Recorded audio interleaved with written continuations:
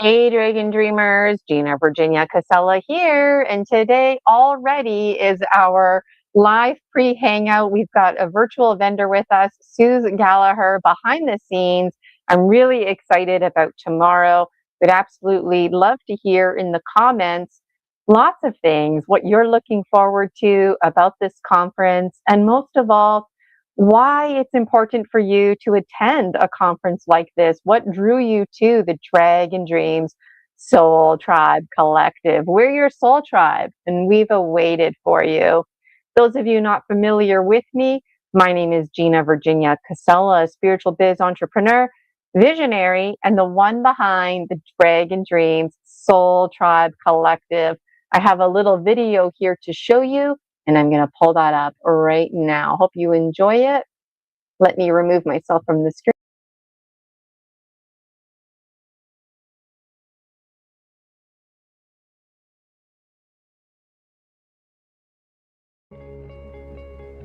Hey, Dragon Dreamers. Gina Virginia Casella here, and the one behind the Dragon Dreams Soul Tribe Collective. Come dream with us. Your soul tribe awaits you. I do all kinds of things. Gemstone readings, mind reprogramming, energy medicine. At this time in my life, I've been redirected by Source to bring us together. The Dragon Dreams Soul Tribe Collective through an umbrella term called Project 30, Isis Unity Consciousness. You're invited to dream with us. Through dreams, half remembered and half misunderstood, we fill in the gaps for each other because we're all one. There's all kinds of times and dates lined up that I would absolutely adore for you to be a part of. And one of my favorite things to do is to assert that the Akashic records are not a permanent record because your past never defines you. And we can do what's called living consciously so we can die consciously. United are we. Be free. Dragon Dreams Soul Tribe Collective awaits you. Dream with us. My name is Gina Virginia Casella, creator and visionary of Project 30, Isis Unity Consciousness. See you in dreams.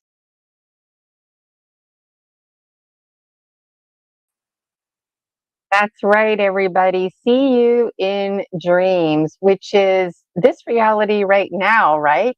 Which brings me to my next slide. I want to show you a slide here before I bring Sue to the stage. In theory, I'm organized and I got it all sorted out right here. So Suze is actually a 2-in-1. Oh, let me remove this video here. Suze is a 2-in-1 because she is one of our vendors and also one of our dragon speakers. And so if you caught me the other week on Story Species, Story Medicine, Suze was one of our guests, and we're celebrating her book, The Little Ones, and it's more than 25 years now, 25 anniversaries, and there's actually a second volume that is anticipated to come out in March, and it's March now, so we'll check in with Sue, the update on that. I've got Sue's website up ready to show you and to explore.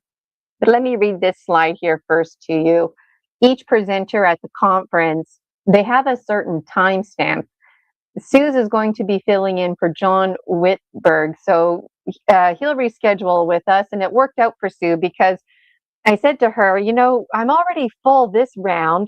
So why don't I put you on the list so the next conference you can be a speaker? And then when John told me he wouldn't be able to make it, it really worked out that Suze was able to take his spot. So this is what Sue's presentation is going to be about. I just love the title, Dreaming Ourselves Awake. answering the invitation. And so Sue's description for her presentation: ancient cultures believed that we dream our lives into existence.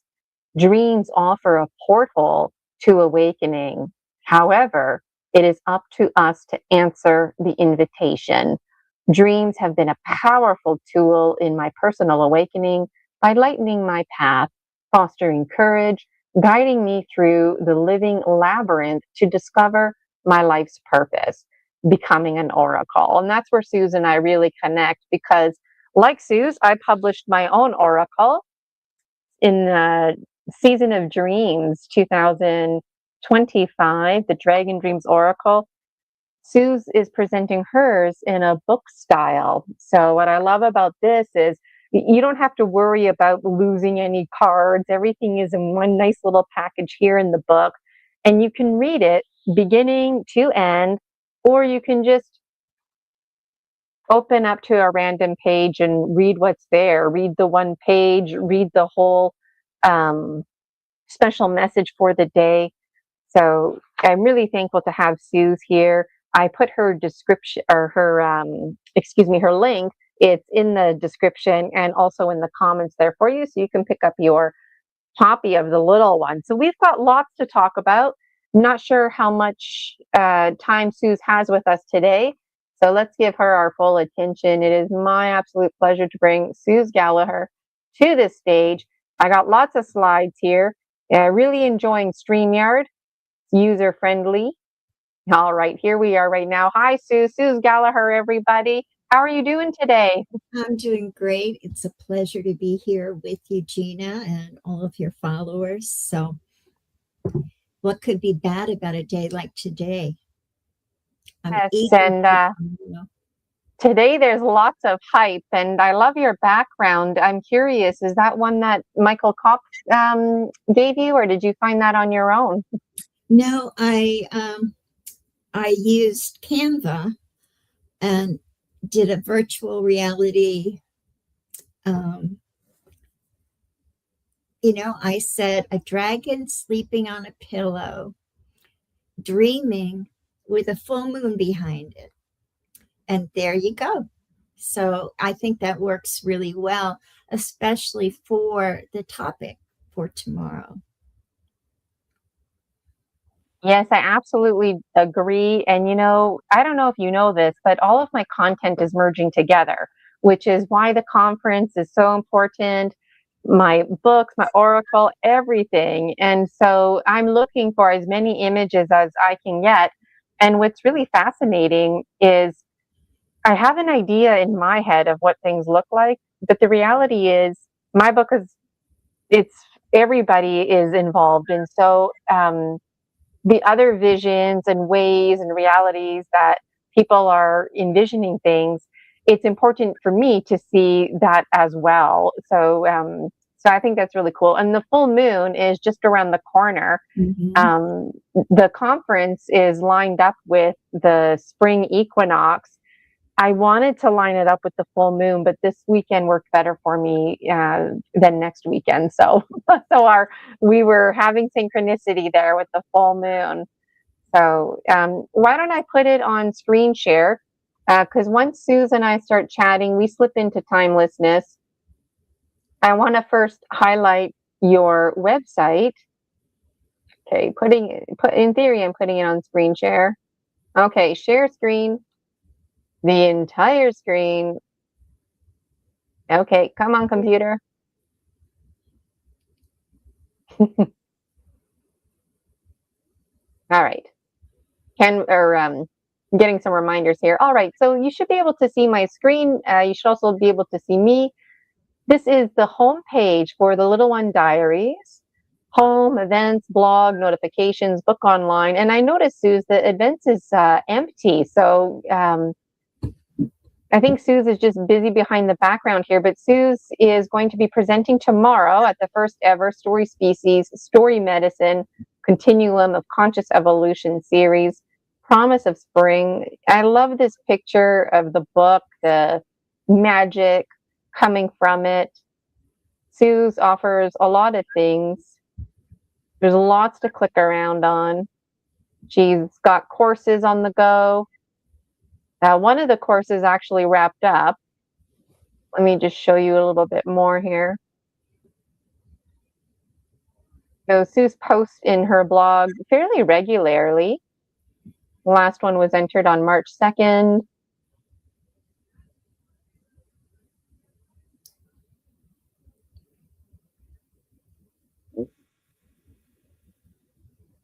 So if you wanted to book, you just click on that. It'll take you to Suz's email. This one here to shop.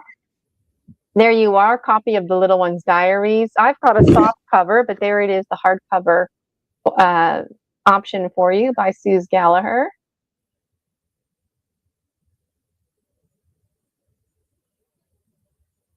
And let me just, there you are. Now I can see you again, Suz. And so I'm wondering, tell us about the second book, because it looks the same, but it has a blue cover.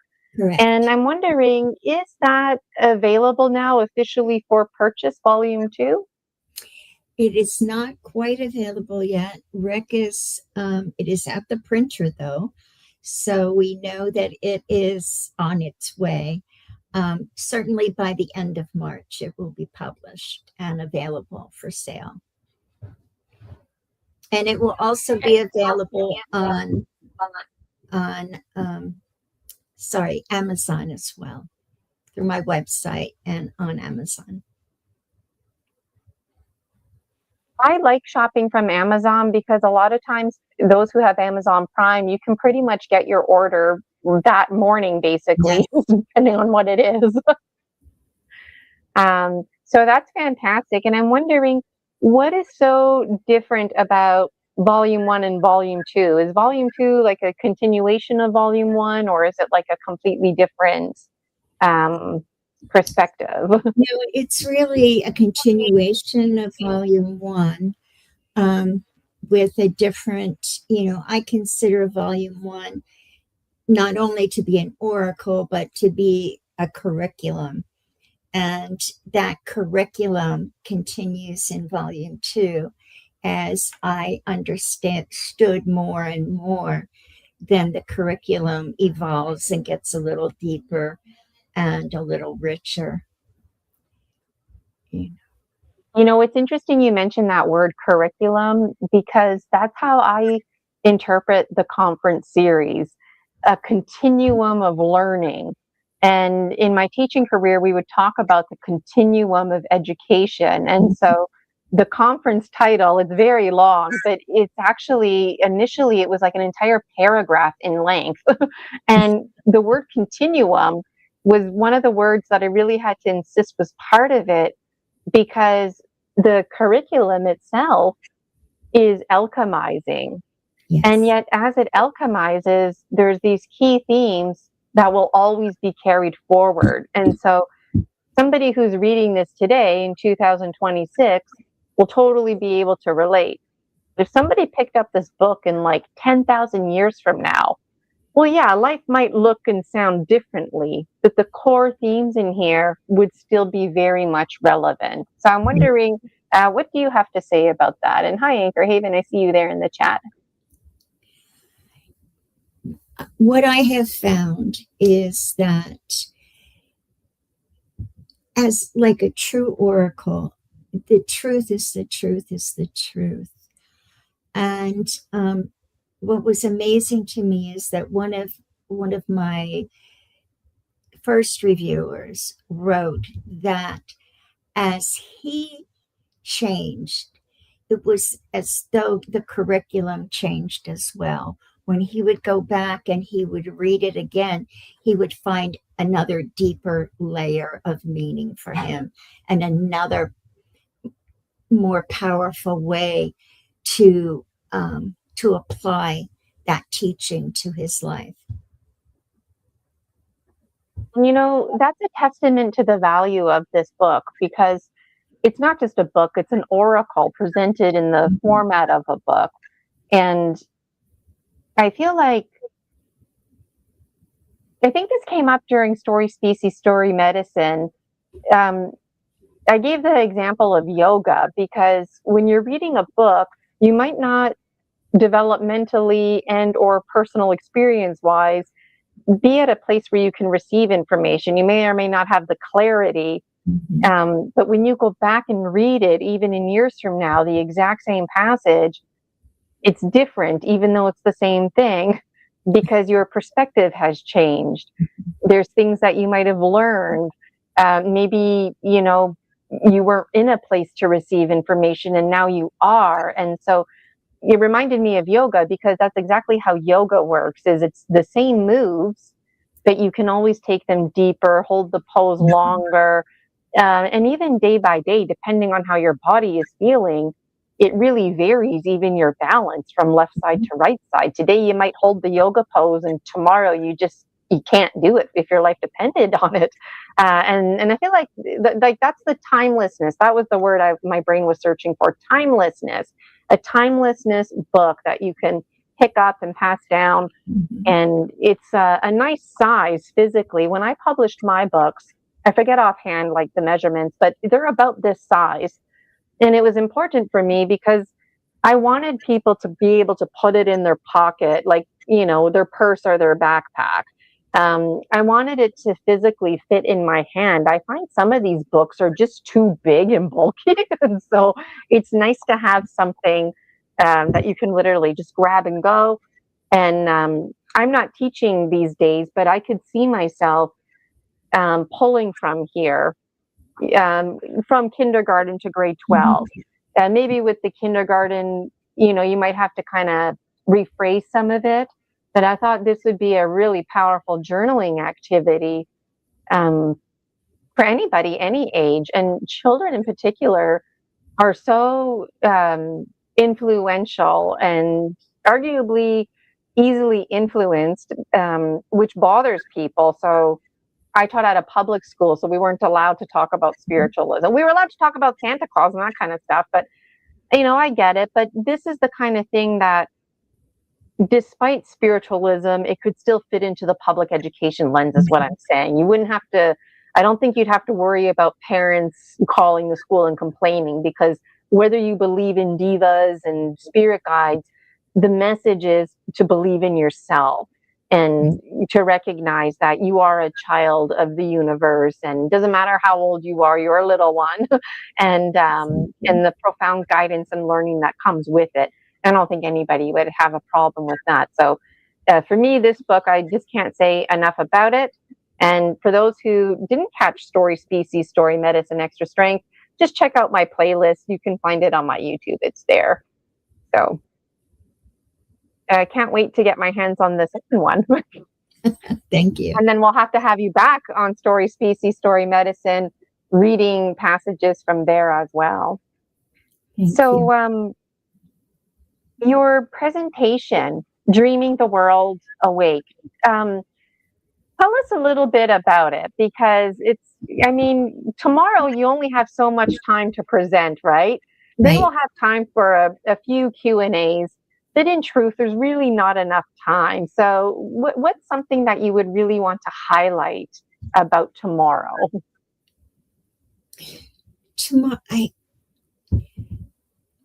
I really want to highlight the importance and the gift that dreams are to us. And that dreams are a living, breathing consciousness. And it's we're hardwired to dream, just as we're hardwired to sleep. And when our body is sleeping, and we spend almost roughly a third of our lives sleeping, during that time, our body is healing and rejuvenating itself, restoring health and balance and well-being. But at the same time, in the background, our conscious mind and our subconscious mind are realigning themselves, and they're communicating in a way that we don't communicate in our conscious waking hours. So it's that communication, that balance. The dream time, we talk in the language of symbols. So does our subconscious mind. And so when we have this rich dreamscape from which to draw upon, um, it's just the most amazing process. And we are the dreamer. We are the dream. We are every character in the dream. The dream is 100% about us and our experience. It's like having this, well, number one, we're going to night school, right? And that it's free. And you're the only one. It's designed just for you, for your healing, your well being, your growth, um, your freedom and creativity. Everything is there. That power to move forward and to recognize yourself as limitless being. So that's what our dreams do. Yes, and thank you for that. And honestly, like I love talking about dreams, but I really didn't have time to do that for tomorrow. My focus is going to be about community and sharing a bit of my experiences and making sure the day runs smoothly, which it will. I'm going to Staples to print out some stuff after. But when I saw your description and your title, I thought, whew, thank you, Suz, because it's such a big topic to tackle. And my audience, the Dragon Dreamers, they really range. There's folks like us who we have shamanic training and we're still learning. And then there's folks who are super well seasoned. I'm not even sure why they're tuning in. I'm very complimented by this. But then there's like a new wave of Dragon Dreamers. My audience typically ranges from about age 45 to 85, somewhere in there. And I've noticed there's a strong incline of early 20s, even teenagers.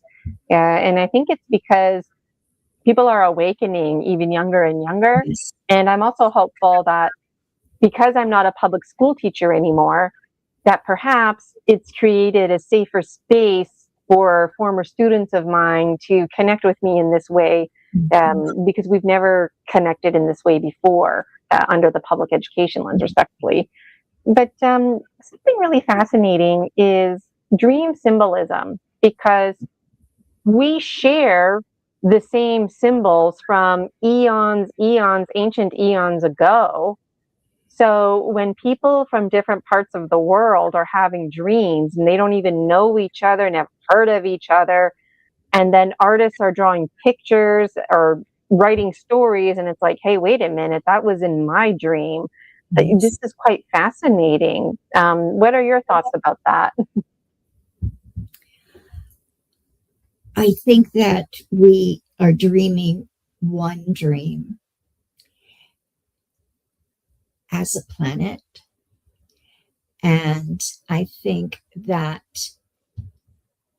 there is a collective dream, and then we are all individual dreamers, and that the energy of the dream is so powerful.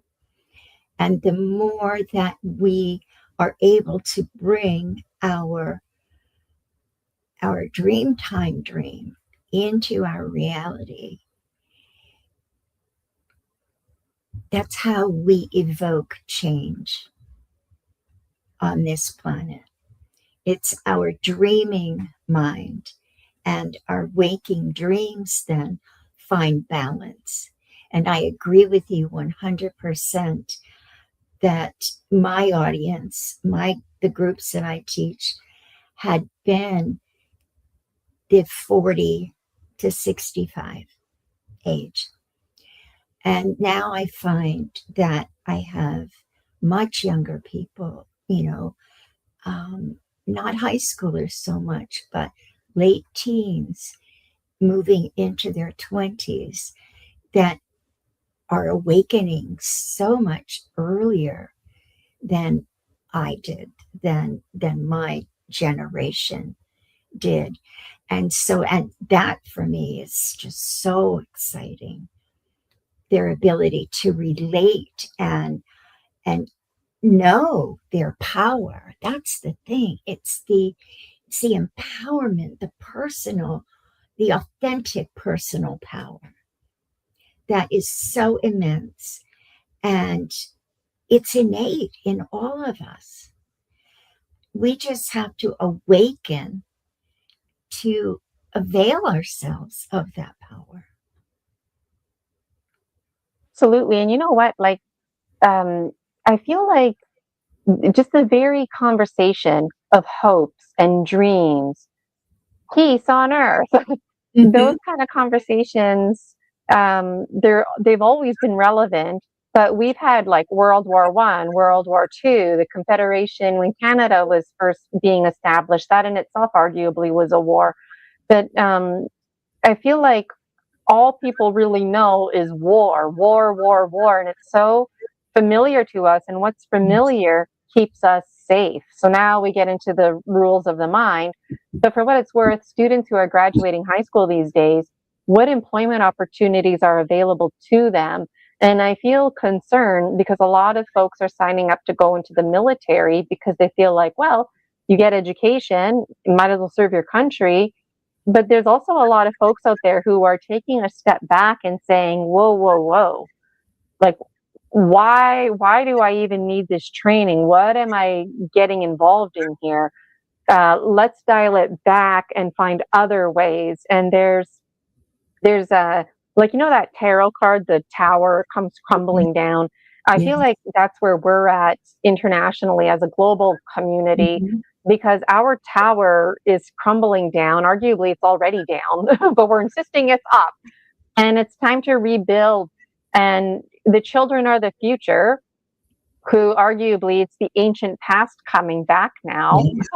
Yeah. and and this is all part of dreaming the world into being and alchemizing. We are the old people, we are the new people, we're the same people, wiser than before.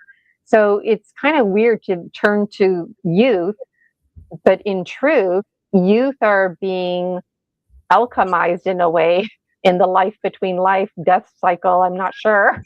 And that's the thing. I'm humble enough to admit that I really don't know the answers here.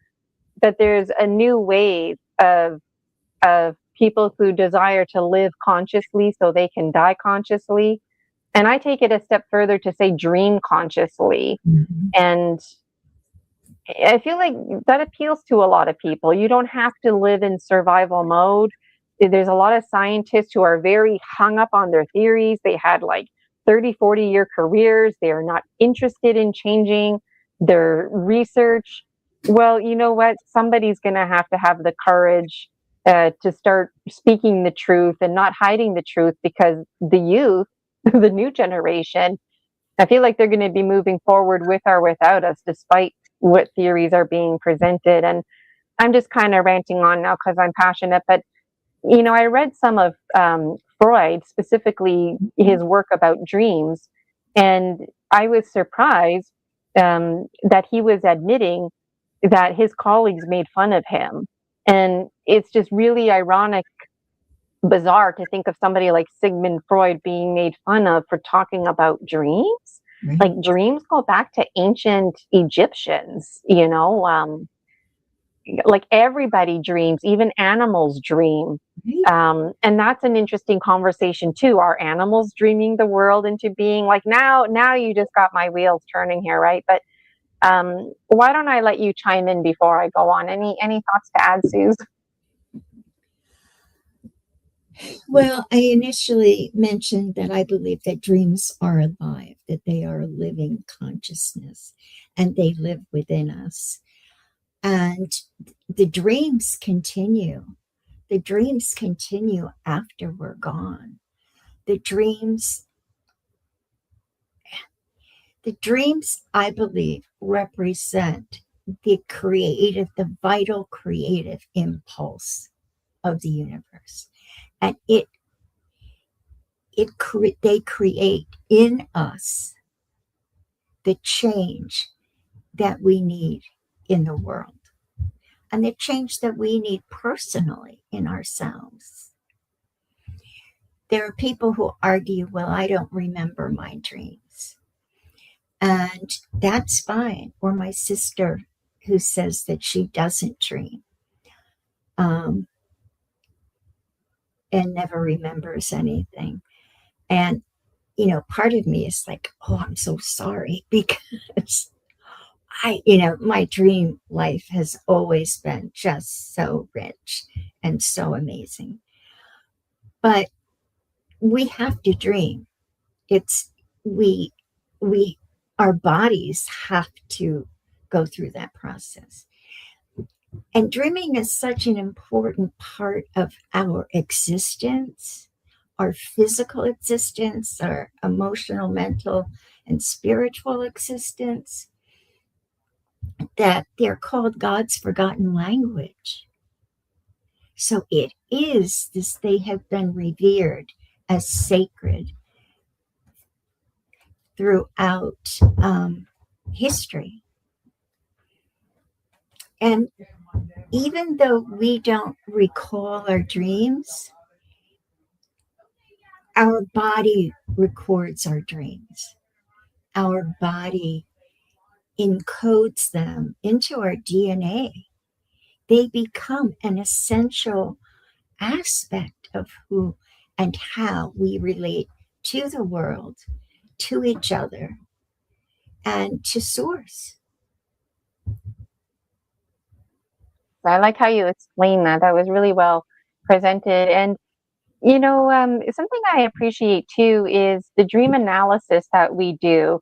For example, if somebody has a dream about a chipmunk, they're quick to hop on Google, chipmunk, what do dreams about chipmunks mean? But really, before you do that, you have to ask yourself, okay, so if I had a dream about a chipmunk, I'm the chipmunk, right? Mm-hmm. If I was running away from a fox who wanted to gobble me up, well, in the dream, I'm also the fox. Exactly. So what am I running away from? It's really digging deep here. And then I always recommend to people to even consider the weather. Like, is the sky and the water in your dream the same color? Because that could represent the conscious mind, subconscious mind being in unison. Whereas if it doesn't match, it could and this is all personalized, but then you can take it to the collective level too. And speaking of the weather, in dreams, often we're like, okay, I'm going to go to sleep tonight and I want to have a dream where I meet somebody and I talk to them. But it's like, you could talk to the tree or the rock in your dream. It doesn't have to have eyeballs or a beating heart in the traditional sense. And even under hypnosis, talking to the kitchen table, the kitchen chairs, because they have consciousness too, and they have dreams.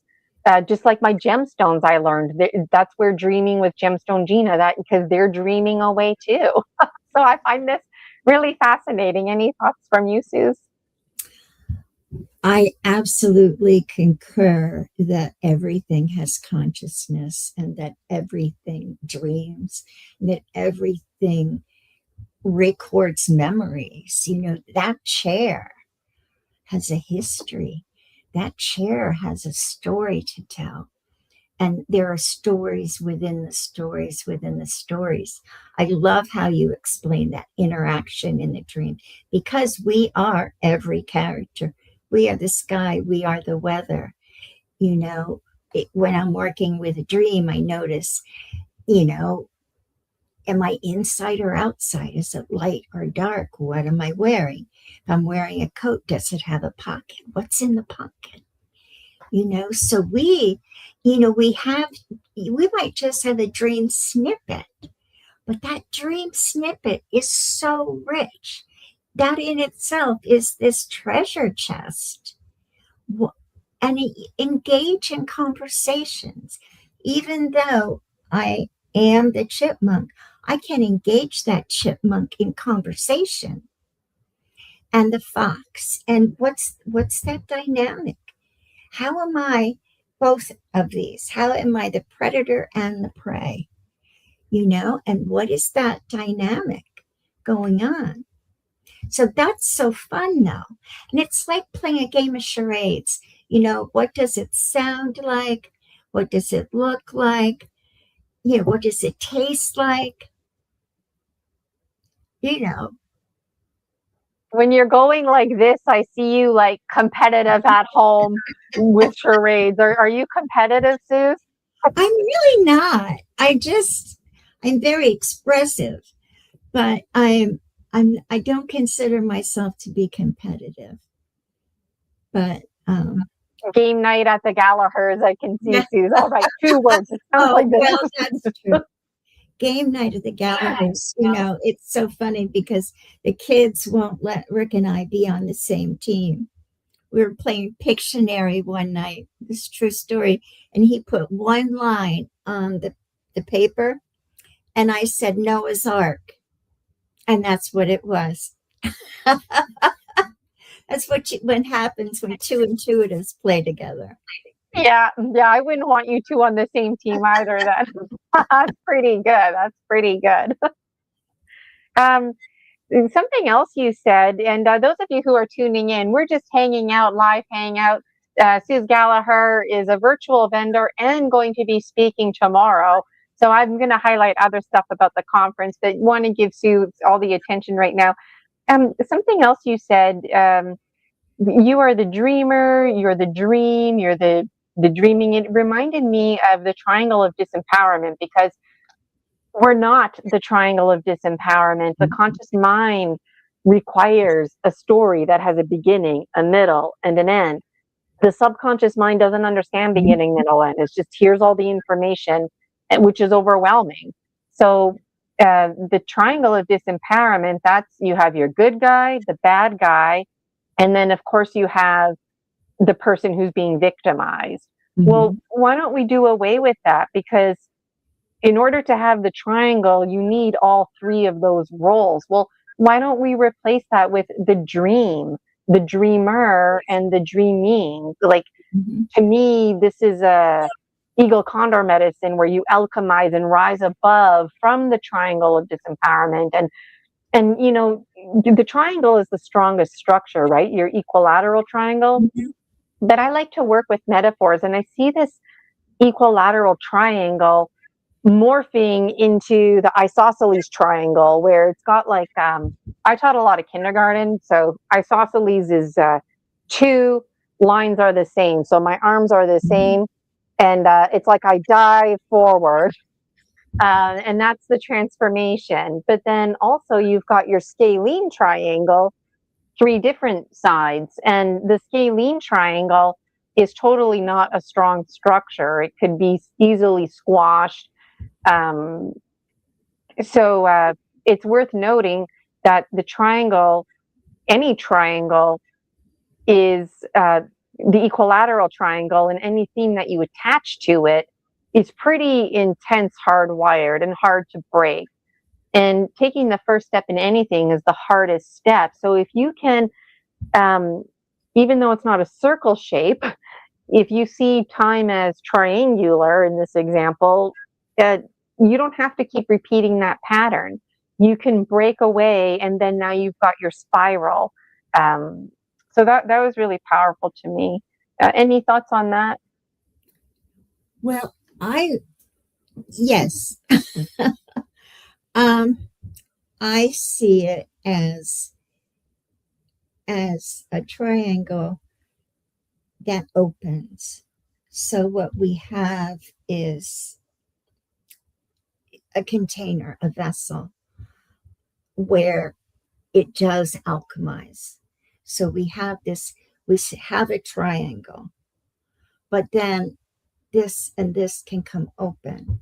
And what we have here is a container for the infinite possibilities that we are. So this just keeps moving. They're not attached. Dreams morph and change and grow. And so that's how I see it. I see it as these points. And then I see like a Hoberman square almost. that opens. They're based on a geometric form of the triangle, right? But then it gets bigger and bigger and bigger, and it contains everything. And that's what I believe dreams are. Dreams dream us just as we dream them, and then we dream each other, and we have this shared collective dream. And I believe that that is how we evolve. Yeah, everything you said resonates with me. I wrote another point too here, Mother Teresa, because I don't remember the quote exactly, but she said something years ago like, if you want to help the world, help yourself. If you want to save the world, go home and start there in your own home, in your own community. And when you were talking earlier about the dream landscape and how everything is shared, a lot of us, um, we tend to hop into other people's dreams when really we need to dial it back and always focus on ourselves, thyself. And it's not selfish or anything like that, because we really need to know who we are before we can really know anybody else. And if we want to help anybody, well, really, we need to start with the people around us in order to make change. And I feel like, we can't control the world around us, but if we wanted to work towards a greater change, well, we start with ourselves. And then we influence in a positive way other people around us. And for me, that's how we create change. That's how we can take control. I don't like to say take control, but take charge, if you will, of the greater themes and where we're going as a collective alchemical consciousness. I find that really fascinating. So, picked that up somewhere in my teenager years. Help those at home first. And anyways, any thoughts about that? Yes. I have always called that trespassing. And that's where we need our boundaries. That's where we need to bring it home and keep looking at ourselves, not looking at somebody else, not projecting out onto other people, not attributing motives to other people. And I think that that's a really big deal. I think it's such a big deal that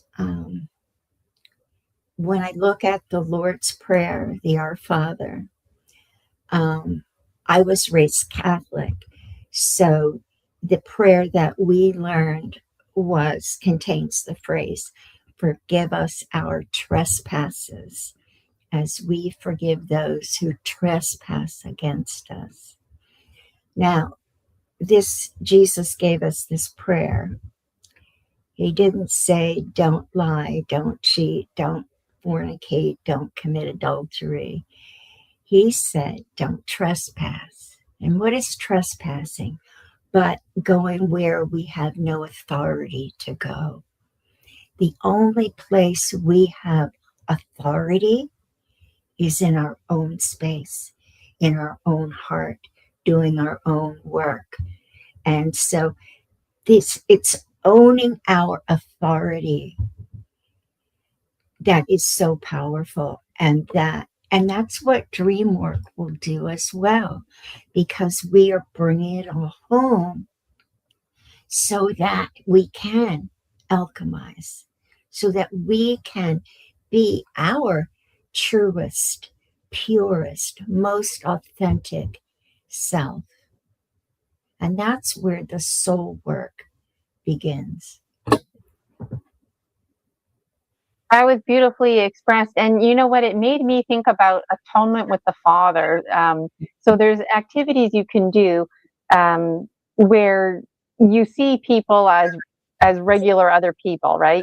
So when it comes to your parents, a lot of us don't see our parents as regular people. And those of us with children, we don't see our children as adults, they're always going to be a kid.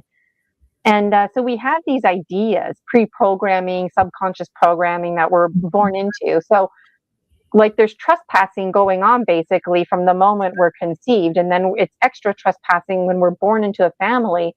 So myself too, raised Roman Catholic. So at some point my parents needed to back off and let me explore and investigate other things, religion, spirituality, politics, and let me reach my own conclusions. Um, so, so trespassing, it doesn't always mean like something that's super violent. It could just mean something like, forgive me for trespassing because maybe I was that parent that, I was a football star and it was really important for me, for my kids to be involved in football. But now I realize they're not into that kind of stuff at all. I was trespassing. And so so to me, it's really powerful, just like this book, because you can take that teaching and its timelessness time and time again, you can continue to apply it. So that was really cool. And even like thy kingdom come, thy will be done, like this is the kingdom here that we're all a part of. And I get excited because I think about like the gnome kingdom and also the mycelium kingdom, which predates the plant and tree kingdom. So there's like these lineages that we come from, and you might not have considered a rock or a plant or a mushroom or tree as one of your ancestors, but they are in truth. It's just a different formula, a different representation. And it's interesting why some are sleeping, if you will. Yeah, I don't know. I find this very fascinating. Any thoughts from you, Suz? I agree. I just the wisdom that surrounds us, the life that surrounds us is when we really stop to think and appreciate and take a step back from our conditioning of human dominance and recognize the wisdom that exists in every cell, every breath, everything. It's transcendent is the only word that I can come up with. It's just mind blowing and fabulous and magnificent. And Yeah, it really leaves you speechless when you start diving into these conversations. And I mean, we've been chatting for almost an hour now, so it's too easy for Suz and I to slip into timelessness. And tomorrow we have a structured day. I mean, the presenters have a maximum of 35 minutes, and that's it. So I'm glad that we had today just to, promote your book a little bit, honor you as a vendor, but also have this little side conversation. Because the other presenters, they don't have this opportunity. It worked out because you're a vendor. And then John Whitberg had to back out this round. And then Suz was able to thankfully step in. So you don't have to worry about getting a double dose of me, Dragon Dreamers. I said that if somebody can't make it, I'm going to be the backup presenter. So I'm really thankful that you were able to step in. And Sue's husband, Rick Gallagher, is going to be performing some singing bowls for us. And so at the live tech rehearsal, we tested all of it out. Rick was dinging, danging, and swirling things. And we had Julia Ankerhaven in the chat making sure we could hear it.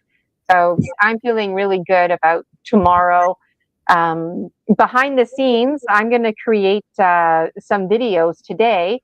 But first, I will print out some stuff from Staples, and then I'm really going to enjoy myself just going over my speech and my key points that I want to make.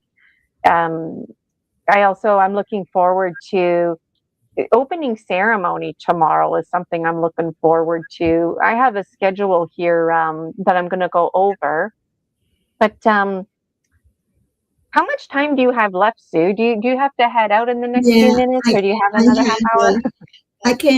hang out for a couple more minutes. I have a Okay. 12 o'clock. So, No, no worries. No worries. I let people know. I'm like, I don't know how long Suze will be able to hang out with us.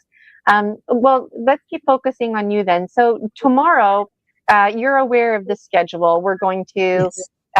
kick it off with some sound bowls. At some point, I'm going to open sacred space. We're going to light our candles. Presenters are going to present.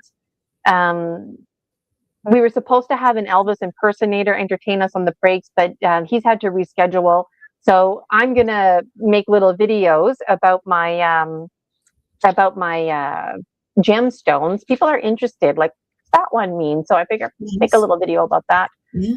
And then before you know it, the day's going to be over. I'm going to be closing sacred space. What are you looking forward to tomorrow the most? I am looking forward to everything about tomorrow. I think tomorrow is a very important day for a lot of reasons. And I think that the word that keeps coming to my mind is alchemy. And I really, that's not a word I use lightly, because for me, that is a primal sacred process, that is, it's something that Source gave us, um, gave us the power to create the conditions, and then the alchemy happens in and of itself. And that swirling power and the energy that is released from that is something that we cannot even begin to fathom. You know, taking the idea of turning lead into gold, or, I mean, that's not even an aspect of what the power of this transformation is. And I believe that you stepping out to do this has already created that a vortex of that energy moving and moving and moving. And I'm thrilled to be part of this. And I'm thrilled also to be a witness to to the unleashing of this healing energy, this global energy. And um, I feel that it's already begun, that it is just already begun in each of us, and in each of us that are going to bear witness to this and participate. But then it's just like those ripples keep going out and out and out and out and out. So I know I move my hands a lot, but there's just magnificent. And so I'm looking forward to everything, and how it evolves is going to be absolutely perfect. Yes, thank you for saying all of that. I'm super excited about tomorrow too. I don't know what part I'm looking forward to the most, but honestly, I think that moment where we light our candles, like this, I don't know for me. Um, behind the scenes, I've attended my own webinars and whatnot, and some people do that. They invite everybody at the same time, and that always resonated with me. And then it's like you have a little spirit flame with you for the day or Mhm. something, and so that's really awesome. Well, thank you so much, Suz, for My joining us pleasure. live today. I've got Suz's information there, the Little One Diaries.com. Make sure you pick up her book. Volume 2, it's coming out very soon. It's got a blue cover, and it's a continuation from Volume 1. I absolutely love it. You can read it cover to cover, or you can just pick it up randomly. And if you didn't catch my comment earlier, this book is kind of like yoga. You can read the same page over again, and it'll give you a different meaning. And so it's a timelessness type of book slash oracle that you can keep coming back to year after year. And it'd be really cool if you let Susan and I know in the comments how this book is helping you, or if you recommended it to somebody and now they're saying that it's helping them in life. We would really love to know about it. And Sue's website, you can book sessions with her. She's got a blog on the go. So make sure you check out Suze. Suze, thank you so much for being live here today. I'm not logging off, just saying goodbye to Suze. And Suze, I'll see you tomorrow. So I'm really excited about that. I talk with my hands too. I think it's just part of our energy, free will here going on. But thank you so much. I really appreciate it, and I will see you tomorrow. Thank you. Thank you. So I'm going to remove Suze from the stage. There we are. All right. So lots to look forward to tomorrow, Dragon Dreamers. Let me show you the schedule here. This is set in stone, by the way, and nothing's going to stop us unless there's some national power outage or something like that. And as you can see on the screen, 8 a.m., I'm going to be live. So tomorrow, 8 a.m., I'm just going to come on here live, hang out with you. I'm always interested. Why is this conference important to you? What are you looking forward to? And I'm also wondering, anybody out there thinks or feels that perhaps you would like to be a dragon speaker or a dragon vendor, or maybe you'd like to buddy up with Julia in the chat. Julia Anchorhaven is our monitor. She always pretty much is live with me anyways, but she's going to be putting in a full day tomorrow. I believe she's hopping on at 8:30. So come hang out with us early. We're going to have a prompt start, 9 a.m. I've got an introduction video, which I'm going to play for you again at some point. It's one of my first videos that I created. There were no tears involved, but it almost came close. I'd really appreciate it if you liked my video, which I'll show you after this schedule. So we've got Rick providing us with sound healing bowls. Of course, yours truly, Gina Virginia Casella. I'll be welcoming you. We're going to light our candles, open up sacred space. We're going to have a journey into the pine tree forest. It's going to take a good 10 minutes. So just a real sinking in, setting into the present moment. You know me. If you don't know me by now, once you get me talking, I don't stop. So it's another reason why tomorrow is a very focused day. And I won't be spending too much time welcoming others because I have a nice little video that I created that you'll have to wait until tomorrow to see, that formally welcomes and thanks you. And I believe I played that video yesterday when I was live. So go check out my video yesterday if you feel like you can't wait till tomorrow.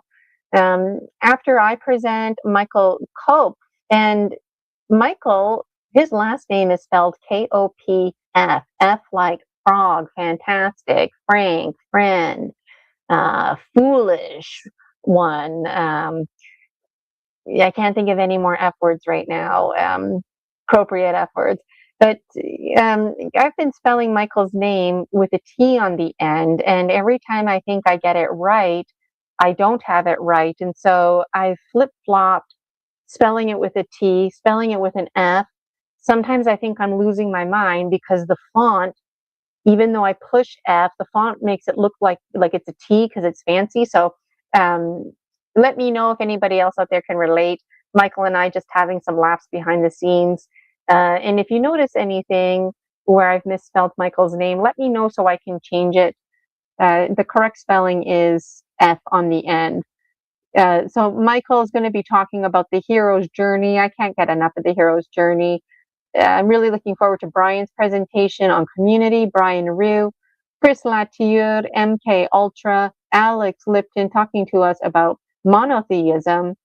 A lot of people don't know what that word means. And honestly, I forget what that word means all the time. It basically means one God.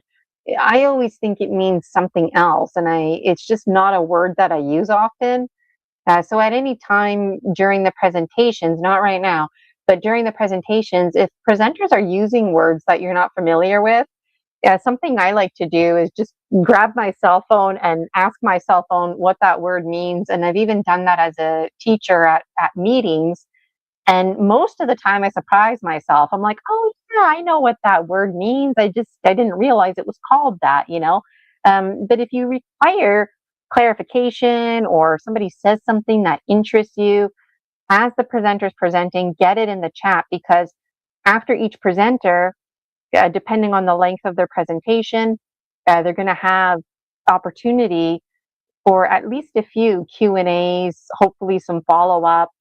If we run out of time, you can always put those in the free Facebook group, the Dragon Dreams Soul Tribe Collective. So, and I also thought, um, I have a question for Alex tomorrow, if I remember, but I'm interested because his uncle, Bruce Lipton, talks about the biology of belief. And Alex called his presentation the administration of belief. And I thought, ooh, there's something interesting there going on. I don't know. What are other people thinking? um, because the administration of belief makes me think things like programming. And it also makes me think things like, um, like it's nice to believe in things, but then you need to have that objective administrator hat on. So I'm always jam packed full of questions. But it's important for me that the questions come from you, the Dragon Dreamers. I mean, I can talk to Alex or any of the presenters any old time, but it'd be really important for me to be checking in with the chat tomorrow. Julia's going to be there with you, helping to sift through comments, questions, and make sure that we can get in as much as we possibly can. Suz Gallaher, you just saw Suz with us, Dreaming Ourselves Awake. Love the title of that. And before you know it, the day's going to be over. I'll be thanking everybody. We're going to return from the pine tree forest. The return from the pine tree forest is about 4 minutes. And then we're going to close sacred space. Rick's going to perform for us one final time.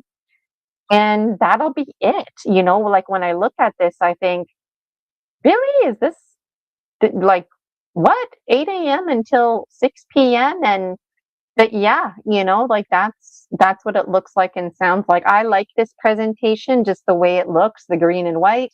It's nice and clear, it's clean looking, but then my schedule has all the extra information on it, like what videos that I need to put on. So mine is really messy looking, yet organized. It's organized, disorganization.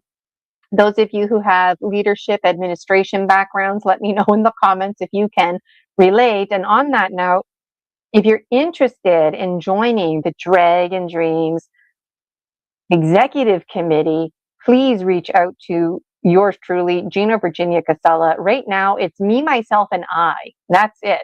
And I had a little laugh because I won't say the name, but there was actually a few people in the last week who are like, hey, Gina, do you need any help hosting your conference? And I blatantly said, no. Why? Because you got to be kidding me if you think that now I've done all the work and whatnot, that you're just going to hop on here and, put on a smiling face. Yeah, right. So again, let me know, administrators and folks who have leadership backgrounds, if you can relate, because, had people offered to co-host with me before, then you would have had some workload, right? So this is passion driven. Nobody's getting paid any money.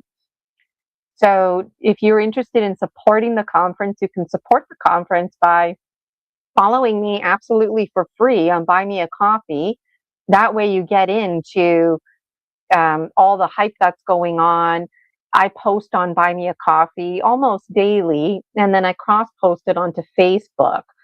There's our community Facebook group, the Dragon Dream Soul Tribe Collective. That's also free to join. And you know what? Not everybody has money. It's not always about money, but just liking, sharing, subscribing to my YouTube, that is very helpful because it helps with the algorithms. If you have money to randomly, you want to send me 20 bucks here and there, you can do that on Buy Me a Coffee. You don't have to commit to a monthly membership. If maybe you'd really like to book a private with me, but it's out of your price range, well, the good news is the last Friday of every month, I go live doing Dreaming with Gemstone Gina. So you make a donation, whatever you want, and I provide you with a mini gemstone reading.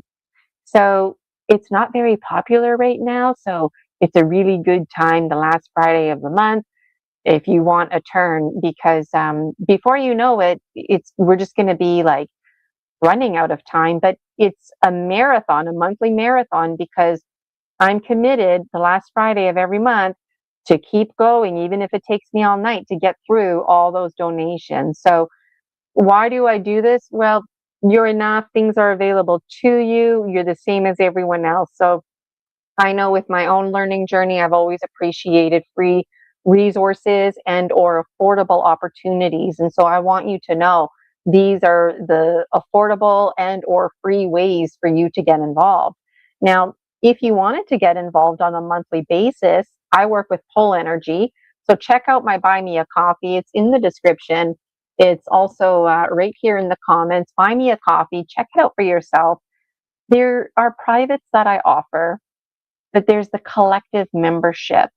And if you look at the 5 bonuses, you'll see exactly what I'm talking about, because one of them relates to the conference. This first conference, it's the first one ever, so it's free. But I decided, you know what?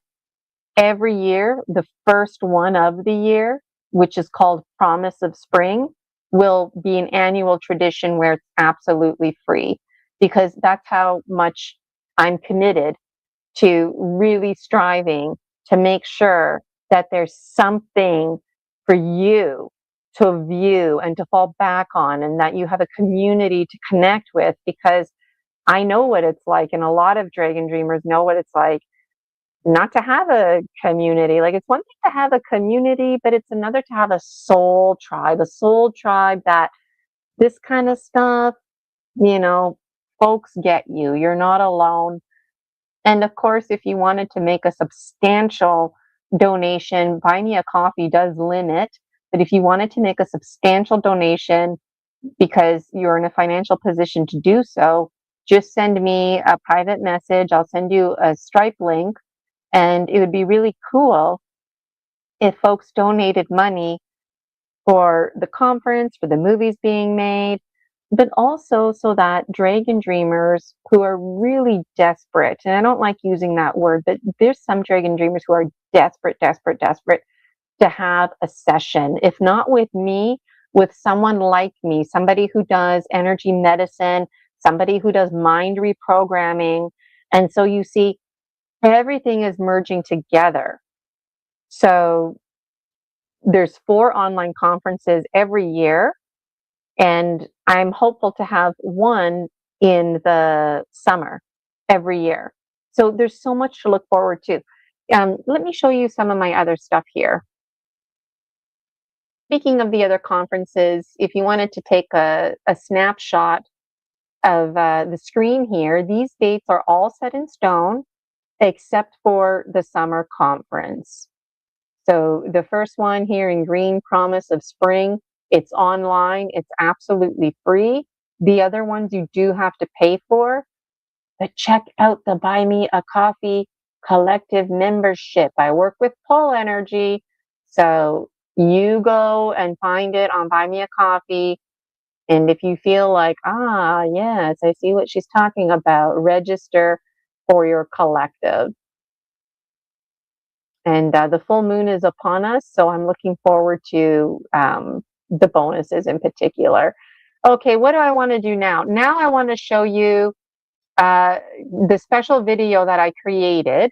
I realized Michael Kopp, he was getting excited, and he's like, do you want me to create a promo video? And it's like, I do, but I don't really have time to like have a back and forth conversation with you about, you know, what I want and how I'm envisioning it. And he made me realize that there's a need for me to have a special theme song, a theme video. And so no tears were involved in the making of this video. It came close a number of times. Initially, it was a lot longer. Power and Simplicity. It's about a minute long. And as the years go by, It's going to be the same video that I play all the time, but it's going to have like an updated, updated slides about the schedule and whatnot. Otherwise, I think the cartoons are absolutely fabulous. I used Canva in my description. You can find information if you want to sign up for any of the stuff that I use, StreamYard, Canva, Hoover to get your domain. That information I provide because it might help you save some money. But let me show you the video now. It's only a minute long. Okay, where is it? All right, here it is. I hope you enjoy it. Let me remove myself from the screen.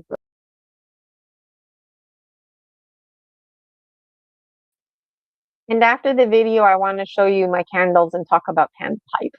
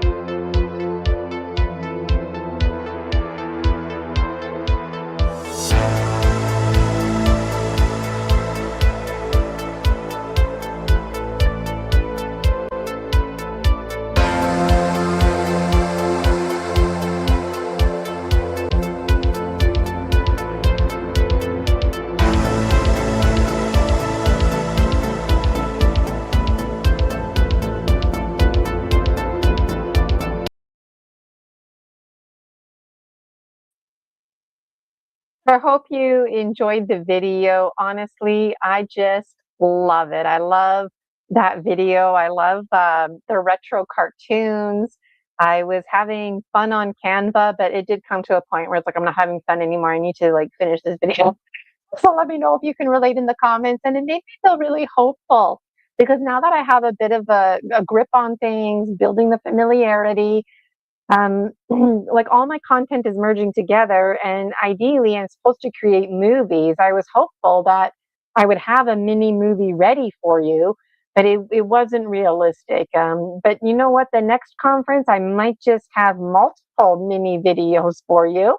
And I feel really excited. I never in a million years thought that I would make movies, let alone host a conference. I never thought I would become an energy medicine practitioner. Actually, I'm a master energy medicine practitioner. I didn't even realize I registered for the master's course. It was intense, to be fair, but now I know why it was intense. It was the master's program, and I always share this information with people. You know why? Because I was that kid that went to the special education classroom when I was a kid. And that's what my presentation is about tomorrow. It's about me, and there I am. I'm in grade 2. Everything is seemingly normal. And one night, 2 angels come out of my wall. It scared the daylights out of me. It caused trauma. It was confusing, just the whole experience in itself. My world didn't make sense anymore. Things are not supposed to come out of the wall. Um, I didn't make sense anymore to my world. My vision and hearing flip flopped. Um, imagine, just imagine there was a community like this, the Dragon Dream Soul Tribe Collective. Imagine somebody was like, "Hey, 7-year-old Gina, you might be interested in this soul tribe, the Dragon Dream Soul Tribe Collective," right? So the power of story medicine, I can't get enough of the medicine. And I feel a sense of relief because, I enjoy teaching, I enjoy sharing my thinking, but I'm at a point in my life, I don't know if anyone else out there can relate, but I feel like I'd like to provide a platform at this point to create safer spaces so that other people can take the microphone and share their story medicine. And that's exactly what's happening. And I feel really honored about it. This is my first time hosting a conference completely. The whole entire thing was planned and is being carried out by yours truly. And if anybody out there, like I mentioned earlier, is interested in joining, the Dragon Dreams Executive Committee, you can join me. And I guess Rosie here is interested. Cozy Rosie, her nails, they're doing okay. When you follow me on Buy Me a Coffee, absolutely for free, you get in on hype. Rosie, I've been taking her to the vet extra lately. She's got some kind of fungus thing going on with her nails. So we've got a temporary routine in the morning where I have to like wipe her nails down. So hopefully it's just temporary. You can bet Rosie will be here tomorrow. Hi, Sawyer. I see you there in the chat. And Faith, good to see you. Anchor Haven was here earlier too. Let me know in the chat, why is tomorrow important to you, this conference? What drew you to me? What is it about me or my content that keeps pulling you back? Because I work with pull energy. And I made a little note here, but I don't remember what note I said. Yes, trees shapeshift. So in the video, the theme video, there's one part where it looks like the trees disappearing. Like it looks like some little character does something, puts something on the tree and it disappears. And then there's another tree over there that disappears. And when you watch the video at glance, you might think, oh no, the forest is being destroyed or disappearing or something like that. It's kind of scary. That's not what's going on. The trees are shape shifting. The people, you're in there. The dog monkey folk, they're shape shifting. So yeah, it's supposed to be a little bit not scary, but in a unfamiliar secrets and mysteries, something that stirs within you, fun, exciting, scary. That's the intention that I was going for.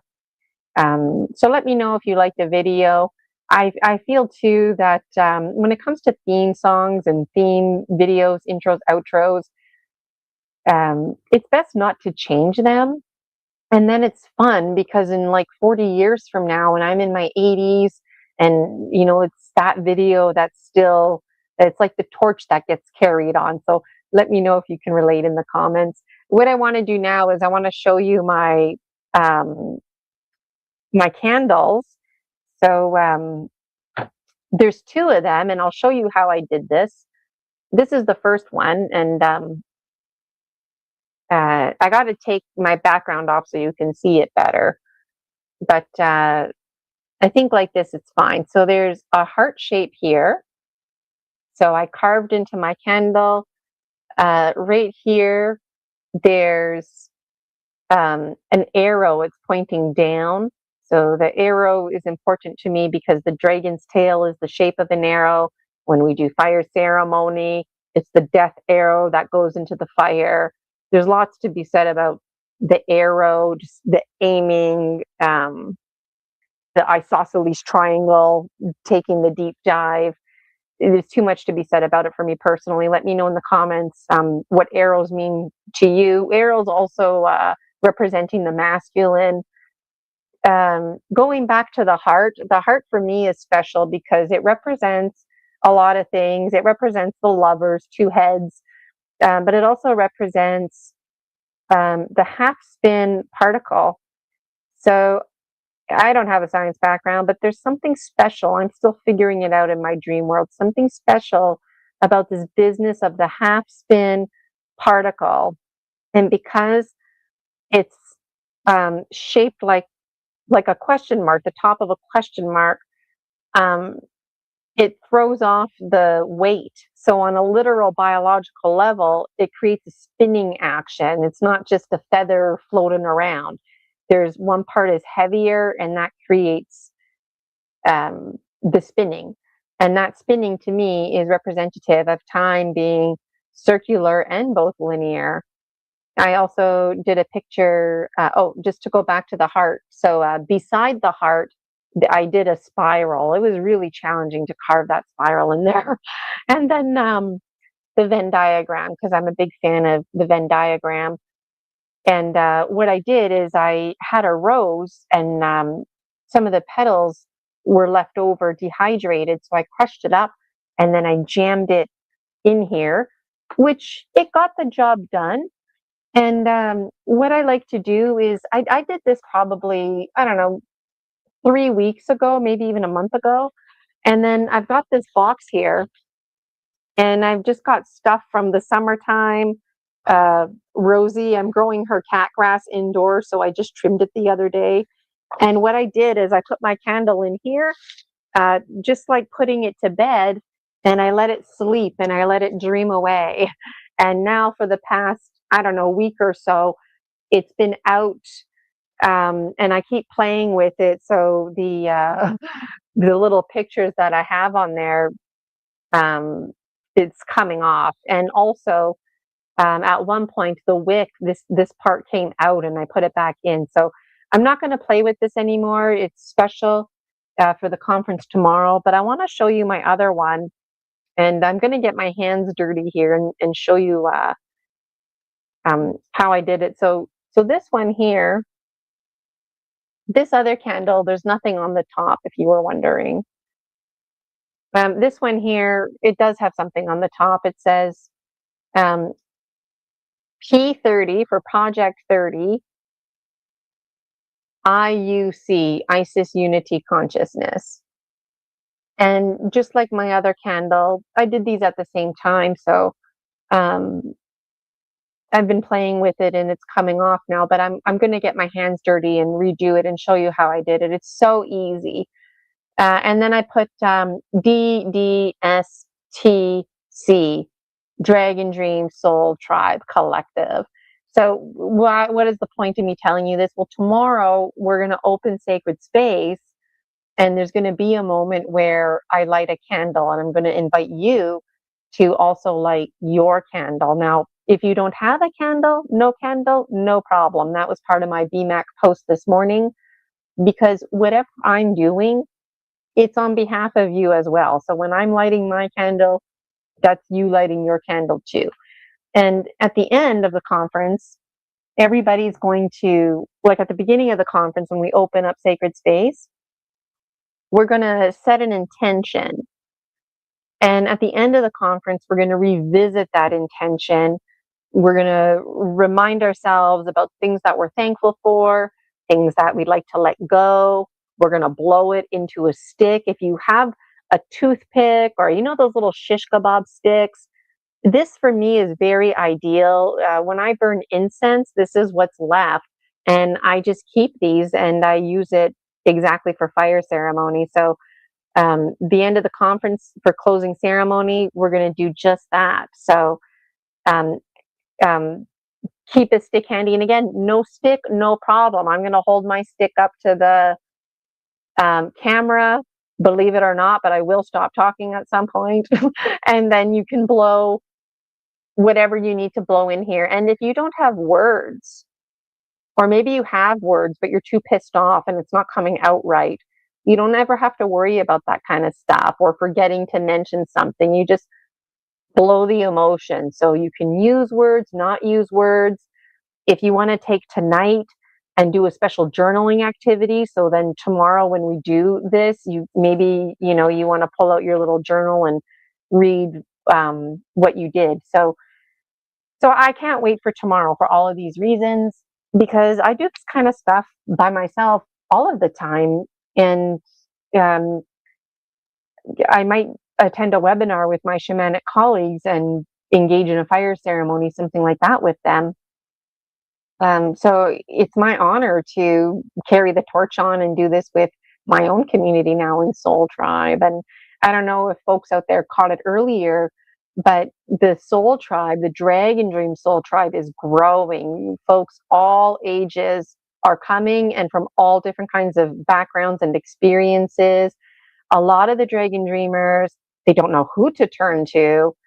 And I don't think people are shy. I think people are not certain. They're a bit hesitant. So it would mean a lot to me if you moseyed on over to the free Facebook group, the Dragon Dream Soul Tribe Collective, and got in on the member engagement. I post questions on there, and you could take a picture of your candle and put it in there. You'll see my post on there from Buy Me a Coffee. But anyways, let me show you. My eyes itchy. Every time Rosie comes, there's like little hair that flies around, right?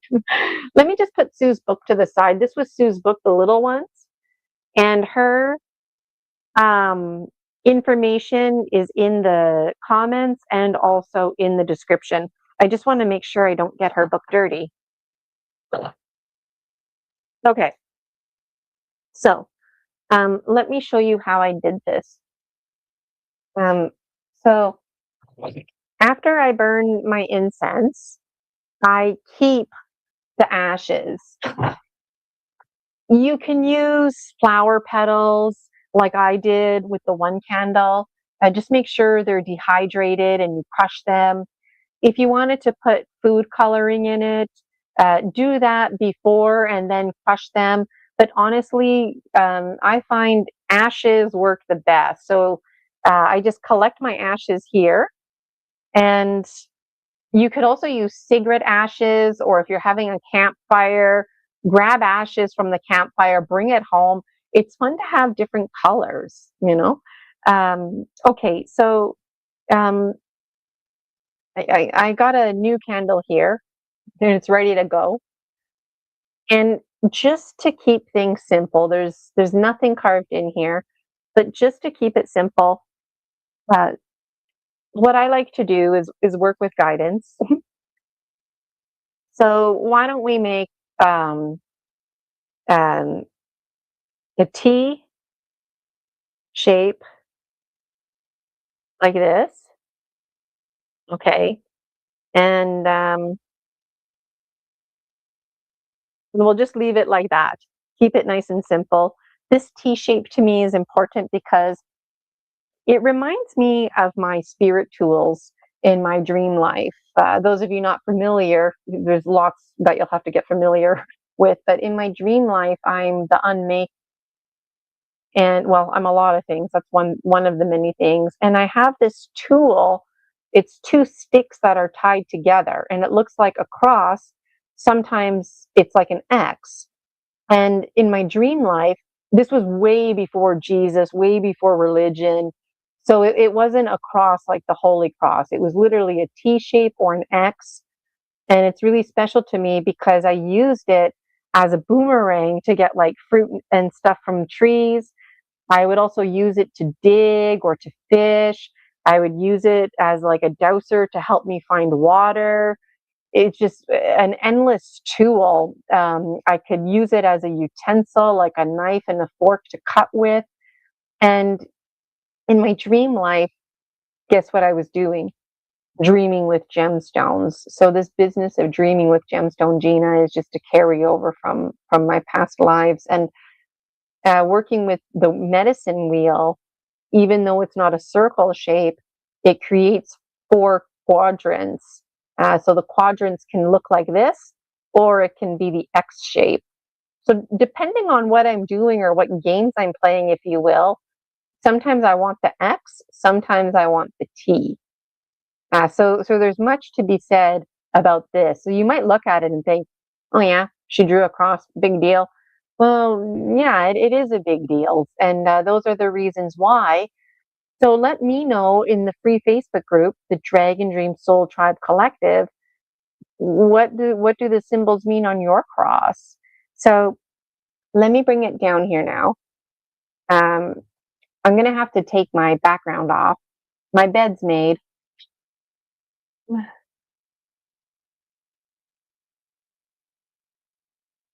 And you know what? I made a little note to myself to test out the break background. So let me just test that out while I have this here. Okay, in theory, my background should have changed. Okay, so tomorrow, when there's a break, there's going to be a 20-minute break between speakers, and I'm going to play a little video of myself. A lot of people ask me, what does that gemstone mean? And what is about that gemstone? So I'm going to make little mini videos about that. They'll be maybe 5 to 7 minutes long. And when we're on break, I'm going to have this in the background. That way, because I know people are going to be tuning in right from the beginning, right till the end. But we're also going to have people that, you know what, they got to go to work and stuff like that. And they're going to be tuning in and out all day. So tomorrow, help me remember to put that up. when we're doing a break. Okay, let me take it down now so I can show you my candle. And I just love coming on here live and hanging out with you all. It's just a bit informal. Tomorrow will be formal. I'll be having a schedule. Okay, my bed is made. And let me tilt this down. Okay. This here is my lizard lady blanket. Uh-oh, where did my pin go? Right here. Okay. So as you can see, I have the T shape, and I always recommend doing it on top of something because the wax, it gets everywhere, right? So ideally, you have this. If you have one of those pens that's like a carving pen, that's ideal. If you don't, just a little pin like this does the trick, and you just scratch away. You don't need to go very deep. It's kind of like pumpkin carving in the sense, like you could make it a point for some lines to be deeper or thicker. I keep it simple. And one problem that I run into is as I do this, I I start to forget, like, where did I carve? So it's really handy for me personally to take a permanent marker. You can use washable, but it doesn't. It kind of looks dotted, and but if you use the permanent marker, it stays on nice and clear.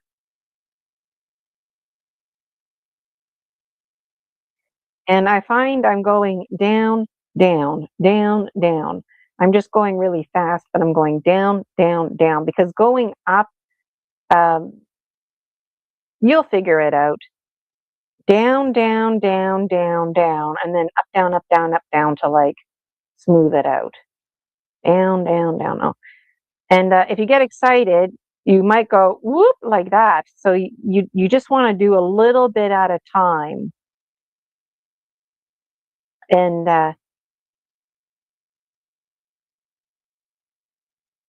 let me know in the comments.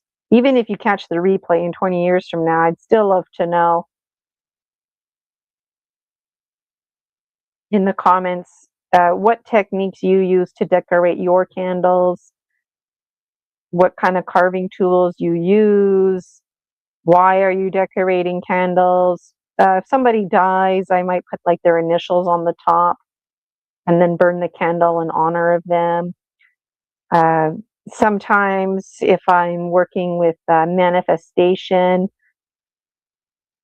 I'll carve a candle, I'll let it dream, I'll wait till a certain date to burn it. Okay. So, you know what? You want to keep the designs big. You don't want too much detail. But you know what? If you have time, then this is a really nice activity to do.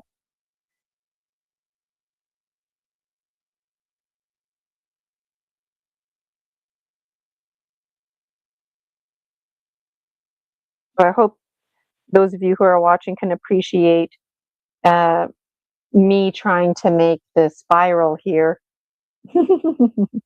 which I think I'm going to give it a dose of this just to make it stand out more. See, look, the thing's coming out from the bottom. Stay in there. Okay.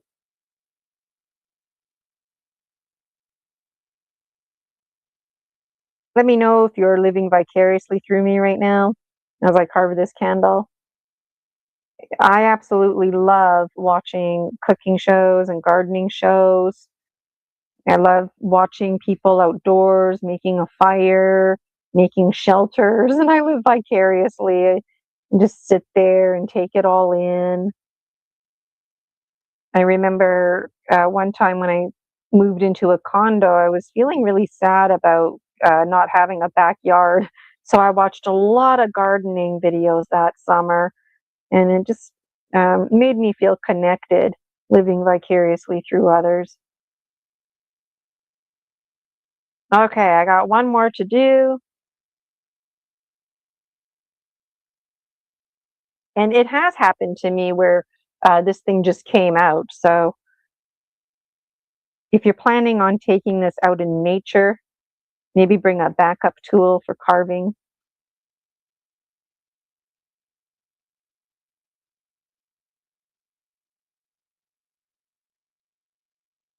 Okay. And my hand is getting a bit cramped. I have blocky hands. I never thought anything of it, but when I started studying palmistry, it was like, oh, I think this is like clues to past lives I've had. Tiller of the earth folk like myself tend to have blocky hands.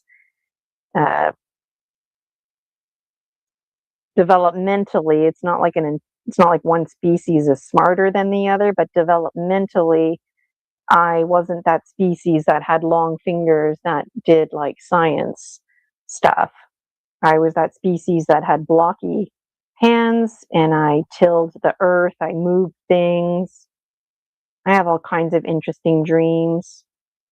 And, blocky hands, it's also like elephant hands. So if you picture like an elephant hand, the circle going around. Okay, so I'm feeling pretty good. I think this could be a bit deeper right there.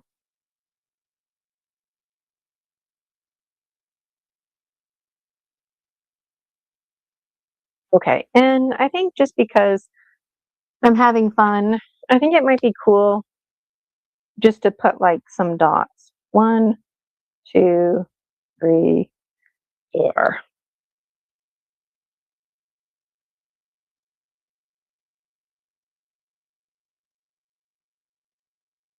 And my dots are not as deep as my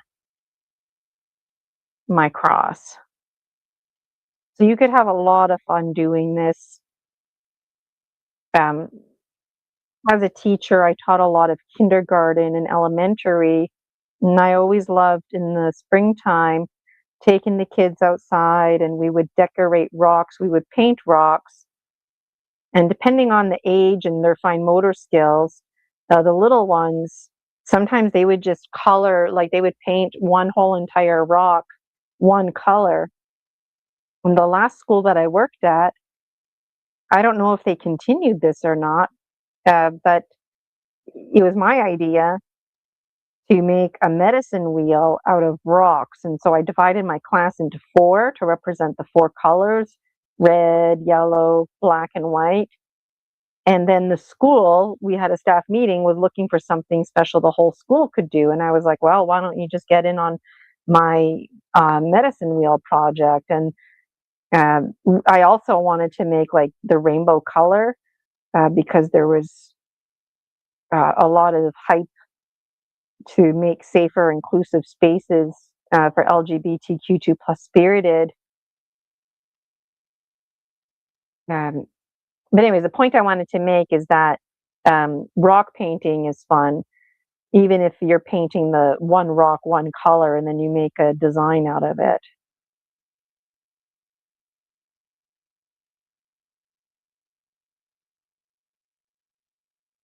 Okay.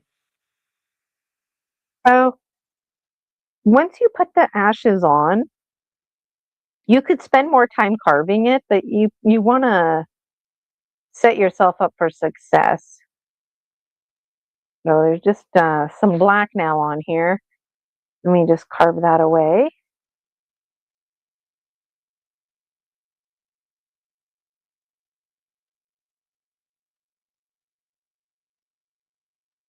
Okay. And I'm just going to put this in my little garbage over here.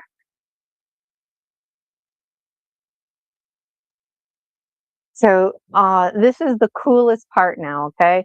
So if you wanted to, you could just roll it in here. It looks cool, but then it doesn't burn very well.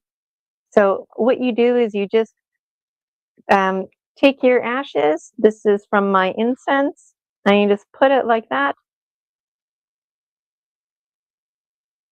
Okay. You can see my cross. You can see the four dots. And I'm finished. So again, I mean, if I wanted to take the time and roll it around in here, I could, but I'm telling you, it doesn't burn as nice. So there's my candle. I'll save it for tomorrow to light with you.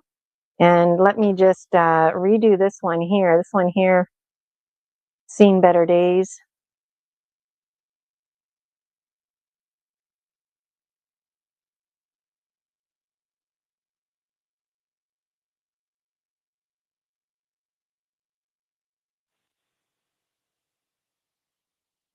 There we go.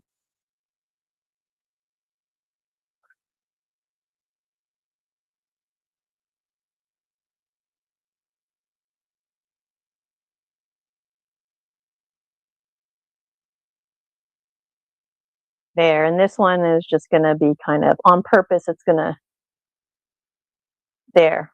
Looks a lot better. So be prepared for your hands to get dirty. This one here, like I said, I used the red rose petals, but I'm going to put some of this on here to really make it stand out. You live and you learn. Like I mentioned earlier, I really like the ashes.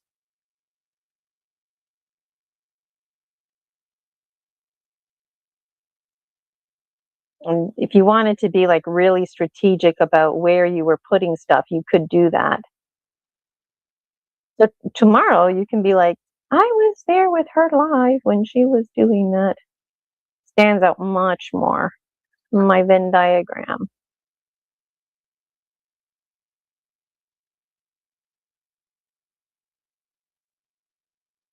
There.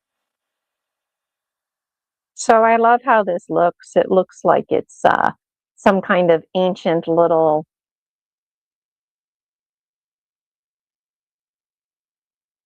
right? You can see it a lot better now. It's the heart for the half spin particle, time, circular, linear, Venn diagram, the arrow for the dragon's tail, the death arrow, the masculine, this here, the dragon dream, soul, tribe, collective, P30 for project 30, and then also IUC, Isis Unity Consciousness, and then the candle that I just did live with you folks today. There's the T shape, representative of my tool when I was the unmaker in my dream life, and then 1, 2, 3, 4 dots just for random decoration at the end. So in the free Facebook group, I would absolutely love if you took a picture of your candles. Let me just grab a Kleenex here, give my hands a little wipe. I'm almost done. I got a little list of things that I want to show you. So let me just tidy up here. Okay. That can go there. This is definitely, you don't want to wear white when you're doing this activity, that's for sure. Okay. Let me just put my other background on. And tomorrow, when I'm live, you can help me remember to mute myself when presenters are talking, and you can also help me to remember to make sure my background is on, and making sure that you can hear me and see me okay. Be really helpful. Okay, I got a little list here. What else do I want to show you? I showed you my videos. We did the candle thing. Those of you who are just tuning in now, Suz Gallaher was hanging out with us. So catch the replay, catch the first hour. That's Suz Gallaher was with us, highlighting her book, The Little Ones. Buy me a coffee. Make sure you check it out. Get in on the collective membership. It's absolutely free to follow me, and then you get in on this kind of stuff, right? The candle hype, that was something special that Buy Me a Coffee members have been tuning into. The schedule, I showed you that. Chat check-in, I'm looking at the chat. Nobody answered my questions. If you don't answer them right now, put them in the free Facebook group, the Dragon Dream Soul Tribe Collective. Think about it tonight, sleep on it. Tomorrow, put your answers in the live chat, because I want to know Why is this conference important to you? What are you looking forward to? And if you think that you'll be presenting at one of the future conferences, what would you present on? Maybe you're interested in providing healing like Rick Gallagher is. What kind of healing would you provide us with? Maybe you're interested in hanging out with Julia in the chat. Why would you be what would make you a really great dragon monitor? What do you have to offer us? And be certain of your uncertainty, because I'm taking in all the story medicine, Bigfoot stories, Virgin Mary sightings, AI, hybrids, ET agenda, all of it, all of it. And I don't investigate anything. That's the real power about story medicine within the Dragon Dream Soul Tribe Collective, because we're in search of truth, but we're in search of our own truth and what makes sense to us, and having the humility to admit that ultimately nobody, including ourselves, knows what we're talking about. So, like those two angels that came out of my wall when I was in grade 2, I don't know what those were. When I was a kid, I called them angels, but now I'm thinking those might be ET, possibly AI hybrid folk, technology, really not sure. But the best vocabulary that I can come up with are angels. When I say angels, people know what I'm talking about, right? So um, I'm no different than the next guy telling a Bigfoot story.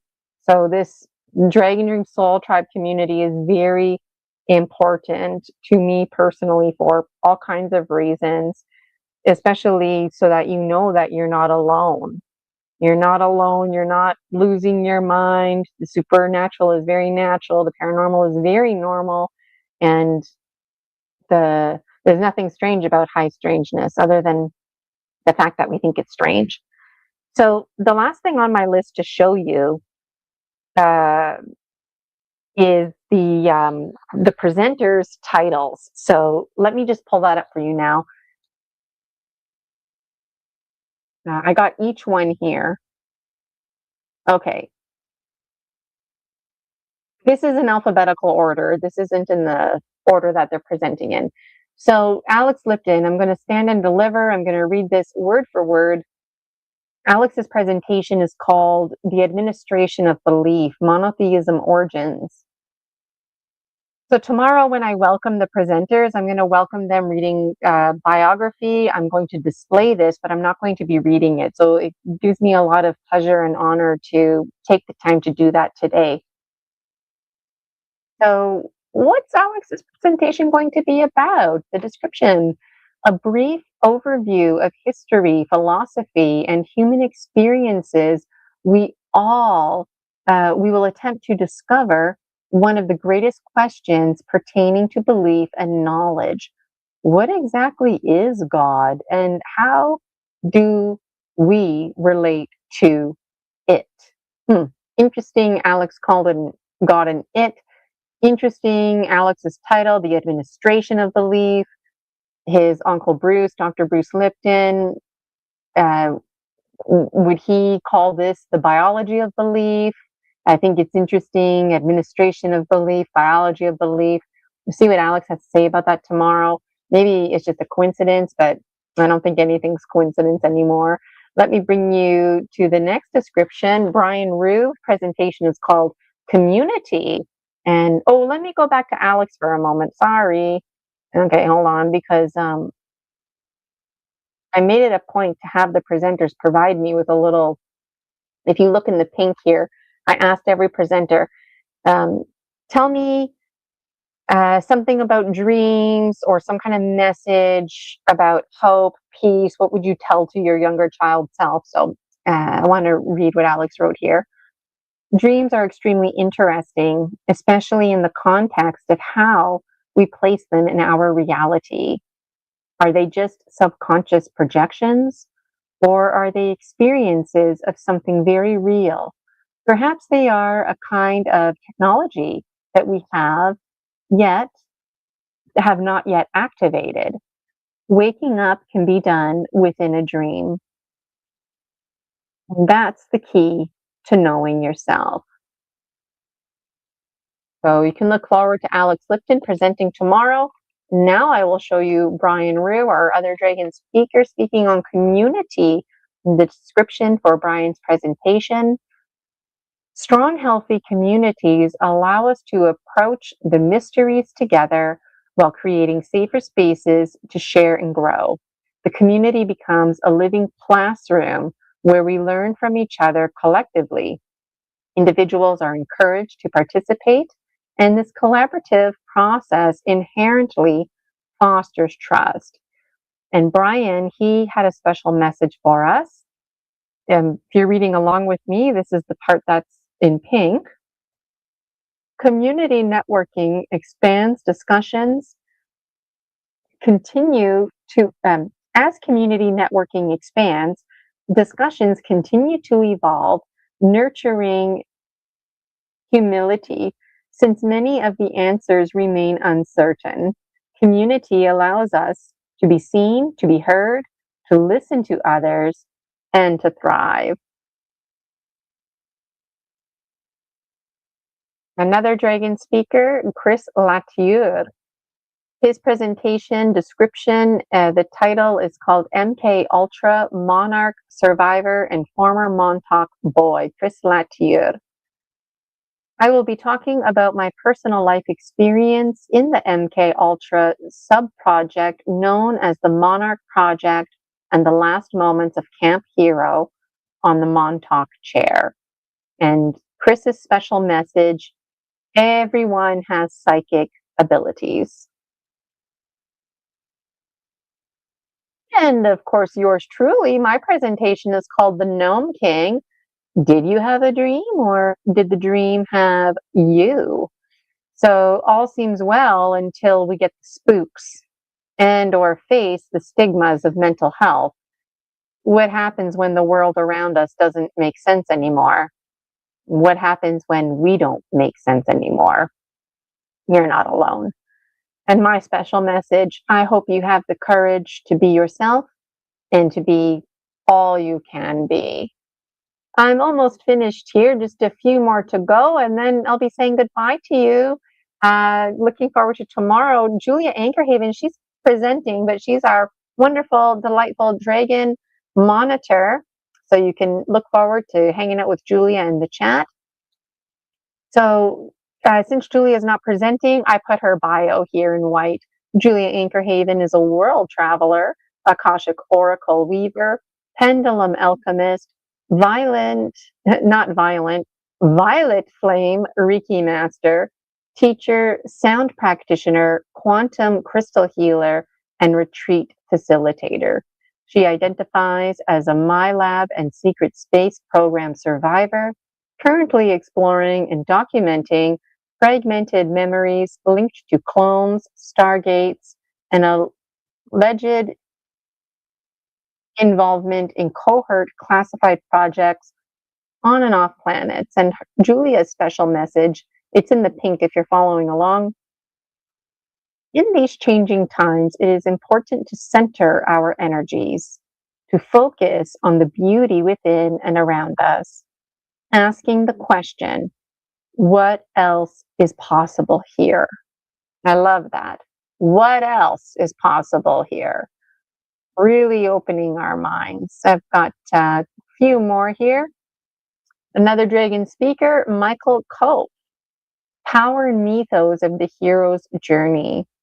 Join me on a journey into what the hero's journey is and how it impacts our lives.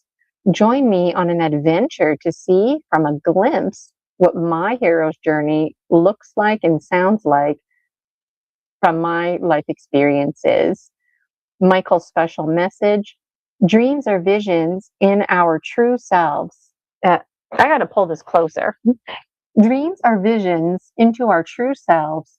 Dreams open our minds to potentials we could not find or believe possible with our conscious mind. Dreams are keys that help us find our true path in life and unlock our inner truth about ourselves. You know, I have to have a little laugh as I'm going over these because I pre-recorded in advance welcoming the presenters and their biographies, and I'm glad I did. This slide, I'm going to show it to you tomorrow, but I'm not going to read it to you tomorrow. So it's special to share it with you today.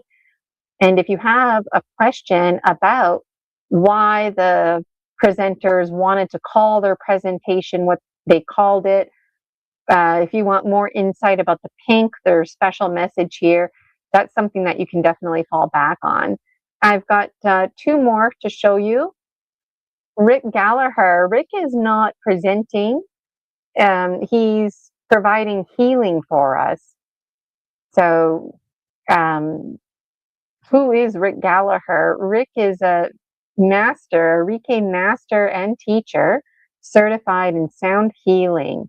For decades, Rick has conducted one-to-one healing sessions, has performed sound healing bowl concerts for churches and groups around the country. Rick has slowly adapted from the Tibetan metal singing bowls to the crystal bowls and audio recordings. And Rick's special message is, you are loved. So Rick's got all kinds of bowls. And it was interesting having a conversation with him because I have this, which is the kind of bowl that Rick has transitioned to. But I guess maybe I was a little bit too rough with mine. Mine has a crack in it. It still works. But I was thinking maybe I should invest in a tin metal type bowl. That way, I don't have to worry about it cracking.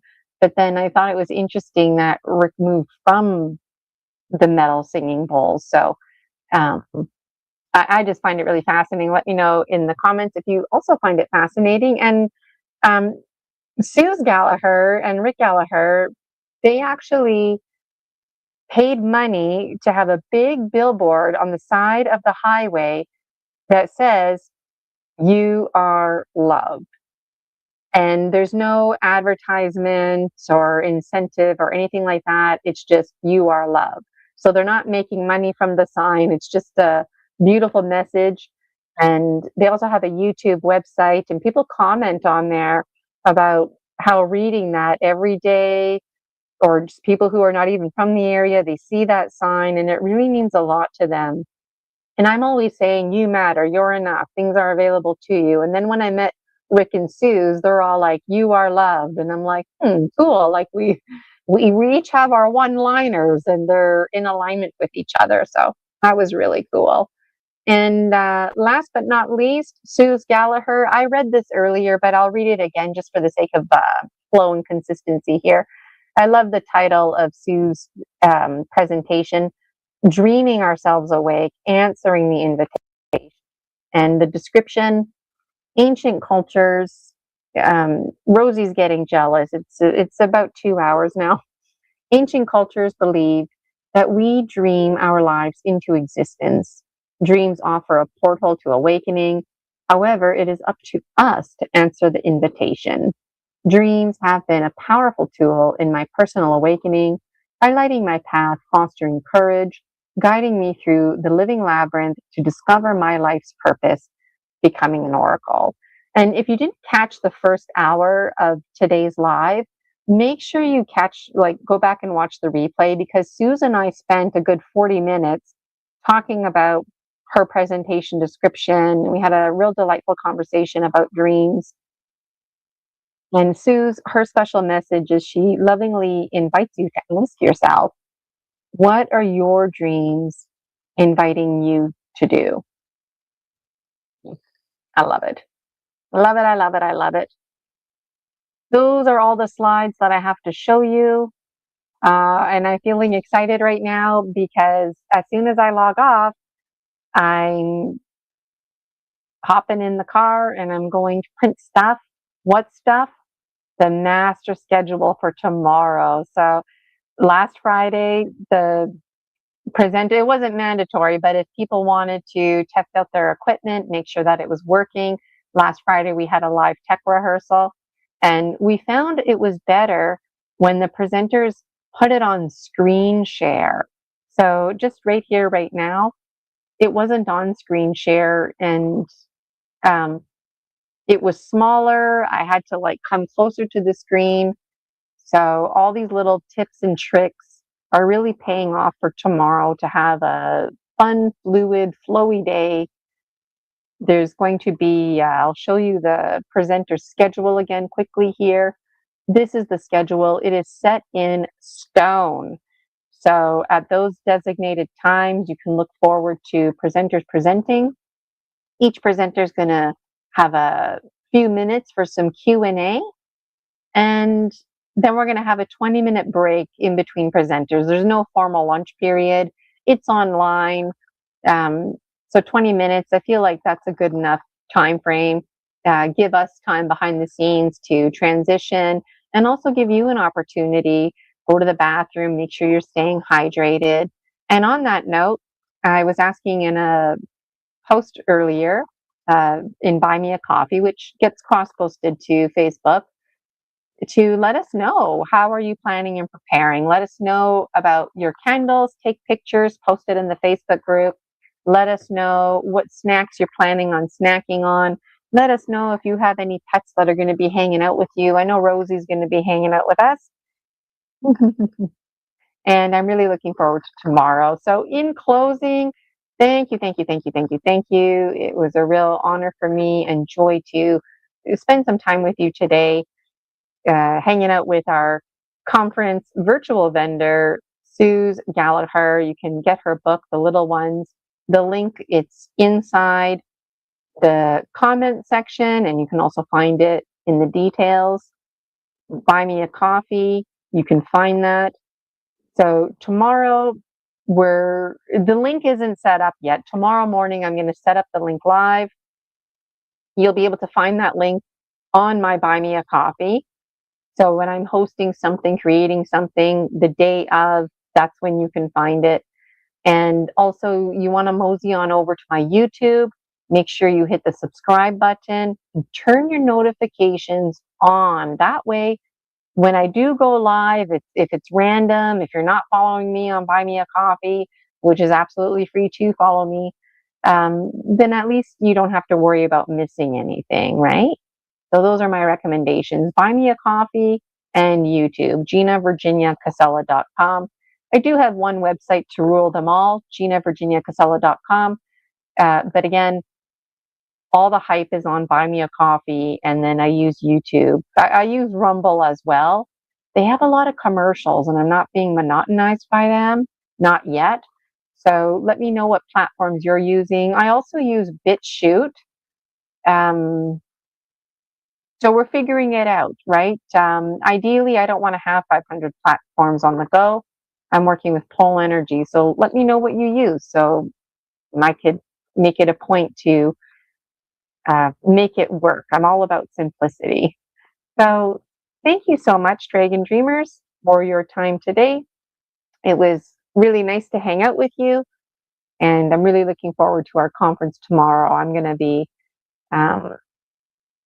waking up early tomorrow, and 8 a.m. I'm going to be live right here on YouTube, hanging out with you. And the presenters, they're not going to be live with me. They're going to be hiding. And when it's their turn to present, that's when they're going to be formally brought to the stage. So tomorrow, it's going to be a very structured day, and I'm looking forward to it. And again, I'd love to know in the comments what you're looking forward to tomorrow. Why is this conference important to you? And if you see yourself being involved at the next conference or a future conference, let us know how you would like to be involved. If you were to present, what would you present on? If you were to provide healing, what kind of healing would you provide? If you were to join the Dragon Dreams Executive, what kind of ideas do you have to share? What do you have to offer? Are you good at making Canva videos? I could really use your help making some movies. So this is all passion driven. None of the presenters are getting paid any money. Any money that comes through Buy Me a Coffee goes into my pockets. That helps to pay for my administration and overhead fees, things like Canva. It's free for me to have Buy Me a Coffee. It's free for me to have YouTube, but there's a lot of other things behind the scenes that I have to pay for. And I'm also in search of an artificial intelligence to help transform my book series into a movie series. And there's lots going on. And the next, this whole year, 2026, is a great unfolding. And I'm really excited because we get to be a part of this co-dream together. So thank you for co-dreaming courageously with me. I look forward to connecting with you tomorrow. And I hope you enjoy this outro video because it's the official video for our conference. So tomorrow at 9 a.m. when the party starts, this video is going to kick it off for us. And it's also going to be the closing video. And I hope you enjoy it. Okay, Dragon Dreamers. Looks like I gotta get some kisses and snuggles in with Rosie. Eh? Let me know how your pet's doing. And I won't see you until tomorrow, 8 a.m. All right, Dragon Dreamers. See you tomorrow, 8 a.m.